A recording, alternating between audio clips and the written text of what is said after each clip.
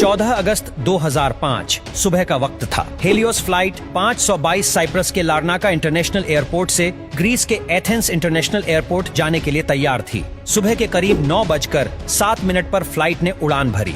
उस समय इसमें 115 पैसेंजर और 6 क्रू मेंबर सहित 121 लोग सवार थे और इसे उड़ा रहे थे 58 वर्षीय German contract base pilot Hans Jurgen Merten, जिन्हें कुल 16,900 फ्लाइट आवर्स का अनुभव था। वहीं इनके को पायलट के तौर पर मौजूद थे 51 वर्षीय पैम्पोस चारालाम्बुस, जिन्हें कुल 7,549 फ्लाइट आवर्स का अनुभव था। वहीं फ्लाइट अटेंडेंट के तौर पर एंड्रिया स्पोड्रोमो कमान संभाल रहे थे। उड़ान भरने के 5 मिनट बाद यानी 9:12 पर प्लेन 12,040 फीट की ऊंचाई पर पहुंच गया और इस ऊंचाई पर पहुंचने के बाद ही अचानक प्लेन में एक अलार्म बजने लगता है। जब इस अलार्म की जांच की गई तो पता चला कि ये take off configuration warning alarm था, जिसे देखने के बाद दोनों पायलट हैरान हो गई। और वो इसलिए क्योंकि take off configuration warning alarm तब बजता है जब प्लेन ग्राउंड पर होता है और उड़ान भरने के लिए तैयार नहीं होता। ऐसे में 12,000 फीट की ऊंचाई पर इस अलार्म के बजने का मतलब दोनों पायलट को समझ ही नहीं आ रहा था। स्थिति की गंभीरता को भांपते हुए उन्होंने एटीसी यानी एयर ट्रैफिक कंट्रोल से संपर्क साधना ही उचित समझा। फिर उन्होंने तुरंत ही एटीसी से संपर्क कर उन्होंने बताया कि उनके विमान का take off configuration warning alarm बज रहा है। पायलट एटीसी को ये सब बता ही रहे थे कि इतनी ही देर में प्लेन के कॉकपिट में मौजूद कंट्रोल पैनल पर कई सारे अलार्म एक साथ बजने शुरू हो गए और इन अलार्म्स की आवाज के कारण पायलट्स की आवाज एटीसी तक पहुंचना भी बंद हो गई। साथ ही प्लेन का मास्टर क्वेश्चन अलार्म भी बजने लगा था, जिसका मतलब था कि प्लेन के कई सारे सिस्टम एक साथ ओवरहिट हो चुके हैं। दोनों ही पायलट्स की दिक्कतें अब बढ़ने लगी थीं। उन्हें कुछ समझ नहीं आ रहा था कि अचानक ये सब क्या हो रहा है। इधर ये सब देखकर प्लेन में अफरातफरी का माहौल बन गया। क्रू मेंबर लगातार यात्रियों को शांत कर रहे थे। सभी पैसेंजर्स को सांस लेने में काफी ज्यादा दिक्कत आ रही थी, इसलिए उनके ऑक्सीजन मास्क अपने आप ही नीचे आ गए। इस दौरान प्लेन लगभग 18,000 फीट की ऊंचाई पर था। पायलट बार बार एटीसी से संपर्क कर उन्हें अपनी समस्या बताने का प्रयास कर रहे थे, लेकिन उनकी बात एटीसी तक पहुंच ही नहीं पा रही थी और कुछ ही देर में प्लेन का एटीसी से कनेक्शन भी पूरी तरह टूट गया। इसके बाद भी एटीसी ने बार बार फ्लाइट से संपर्क साधने की कोशिश की, लेकिन उन्हें कोई उत्तर नहीं मिला। प्लेन अब लगातार ऊपर की ओर बढ़ता जा रहा था। आमतौर पर इस रूट पर फ्लाइट को लगभग 1:45 का समय लगता है, यानी करीब 10:45 पर इस प्लेन को एथेंस से एयरपोर्ट पर पहुंचना था। 9:23 पर प्लेन 34,000 फीट की ऊंचाई पर पहुंच चुका था। इसके बाद 9:37 पर ये विमान एथेंस के फ्लाइट इंफॉर्मेशन रीजन में पहुंच गया। 10:12 से 10:50 तक Athens ATC Athens air traffic control की टीम रेडियो कॉल्स के जरिए इस प्लेन से संपर्क साधने की कोशिश करती रही, लेकिन उन्हें कोई जवाब नहीं मिला। अब 10:45 हो चुके थे और इस समय प्लेन को एथेंस इंटरनेशनल एयरपोर्ट पर लैंड करना था, लेकिन प्लेन का अभी तक कुछ अता पता नहीं था। कुछ अनहोनी की आशंका के चलते ग्रीस अधिकारियों ने तुरंत ही अपने 2 सबसे बढ़िया F-16 फाइटर जेट को इस विमान को ढूंढने के लिए भेजा। कुछ ही देर में इन फाइटर जेट्स ने हीलियोस फ्लाइट 522 को ढूंढ लिया। इनमें से एक फाइटर जेट उड़ते उड़ते इस विमान के बहुत करीब आ गया था, ये देखने के लिए कि अंदर आखिर चल क्या रहा है। तो इस फाइटर जेट पायलट ने देखा कि प्लेन के अंदर को पायलट की सीट पर कोई बैठा हुआ है, वहीं मेन पायलट अपनी सीट पर सिर्फ नीचे करके बेसुध हालत में पड़ा हुआ है। फिर ये फाइटर जेट पीछे गया और अब इसने पीछे वाली खिड़की से प्लेन के अंदर के हालात का जायजा लिया। लेकिन फाइटर जेट के पायलट के लिए हैरानी की बात तो ये थी कि अपने बराबर में 2 फाइटर जेट्स के उठने के बावजूद किसी भी पैसेंजर्स ने मुड़कर उनकी तरफ नहीं देखा। किसी भी पैसेंजर की तरफ से उन्हें कोई भी रिएक्शन नहीं मिला। तभी लगभग 11:49 पर फाइटर जेट्स के पायलट्स ने देखा कि एक शख्स प्लेन के कैबिन से होकर कॉकपिट की तरफ जा रहा है। कुछ ही सेकंड्स में ये शख्स प्लेन की पायलट सीट पर बैठा हुआ दिखाई दिया। कॉकपिट में बैठे शख्स को देखकर फाइटर जेट्स के पायलट ने इसे इशारा कर स्थिति के बारे में जानना चाहा।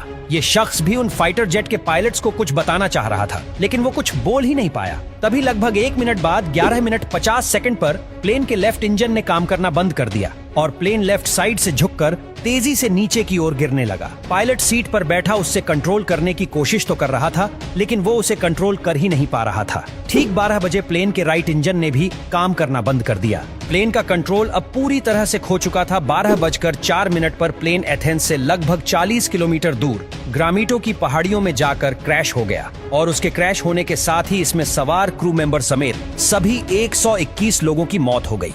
इसके बाद ग्रीस में फ्लाइट 522 के क्रैश होने की खबर सभी जगह आग की तरह फैल गई। तुरंत रेस्क्यू ऑपरेशन चलाया गया। सभी 121 लोगों की डेड बॉडी को एक एक करके ढूंढकर बाहर निकाला जाने लगा। लेकिन जब हादसे में मिली कुछ लोगों की डेड बॉडी की ऑटोप्सी की गई तो एक चौंका देने वाली बात सामने निकल कर आई। दरअसल जहाज में मौजूद ज्यादातर सभी लोग और पायलट्स प्लेन के क्रैश होने से पहले ही मर चुके थे। तो अब यहाँ सबसे बड़ा सवाल ये था कि जब पायलट प्लेन के क्रैश होने से पहले ही मर चुके थे तो लगभग 2 घंटे तक प्लेन का कंट्रोल किसके पास था?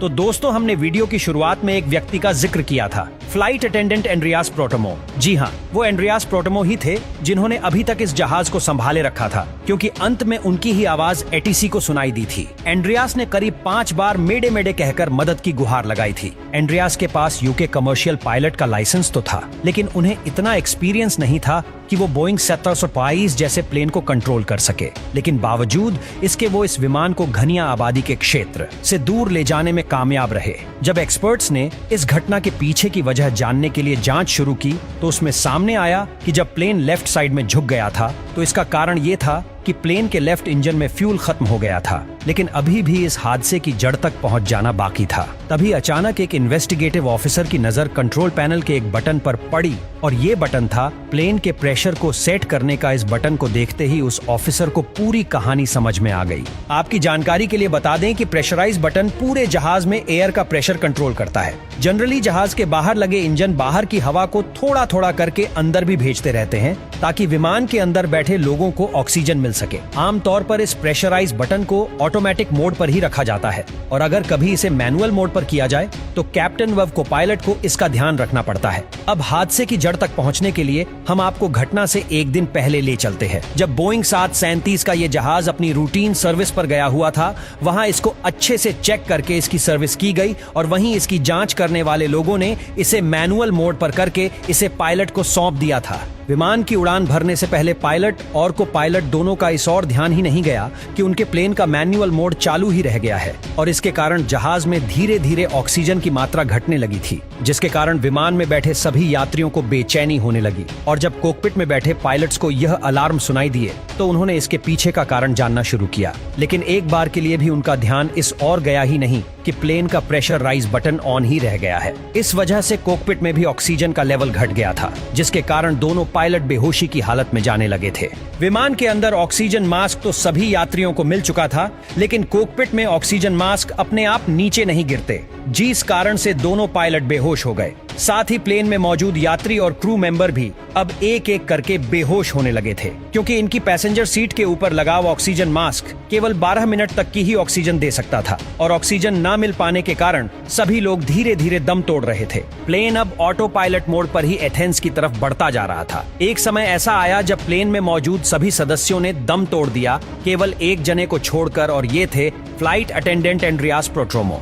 अब आप भी यही सोच रहे होंगे कि आखिर एंड्रियास इतने लंबे समय तक कैसे जीवित रहे। तो आपको बता दें कि एंड्रियास एक स्कूबा ड्राइवर थे, क्योंकि स्कूबा ड्राइवर अपनी सांसों को लंबे समय तक रोक पाने में सक्षम होते हैं, इसलिए वो अब तक जिंदा रहे। लेकिन ऑक्सीजन प्रॉपर न मिलने के कारण अब उनकी भी हालत खराब हो चुकी थी। लेकिन जैसे तैसे करके वो कॉकपिट तक पहुंचे और प्लेन को कंट्रोल करने की कोशिश करने लगे। लेकिन एथेंस तक पहुंचते पहुंचते ये प्लेन यात्रियों की जगह उनकी लाशों से भर चुका था। एंड्रियास अंत तक प्लेन को कंट्रोल करने की कोशिशों में लगे रहे, लेकिन दुर्भाग्यवश वो इसमें सफल नहीं हो सके और अंततः प्लेन पहाड़ियों में जा टकराया और इसमें सवार सभी 121 लोगों की दुखद मौत हो गई। इस घटना के लगभग 15 महीनों बाद ग्रीस के अधिकारियों ने इस घटना की रिपोर्ट पेश की, जिसमें बताया गया कि इस पूरी घटना के लिए सिर्फ और सिर्फ एक बटन जिम्मेदार था, प्लेन का प्रेशराइज बटन, क्योंकि ये बटन उस वक्त मैनुअल मोड पर था। लेकिन भले ही अधिकारियों को ये नहीं लगता हो, पर हमारी नजर में असल दोषी उस सर्विस सेंटर के एम्प्लॉय थे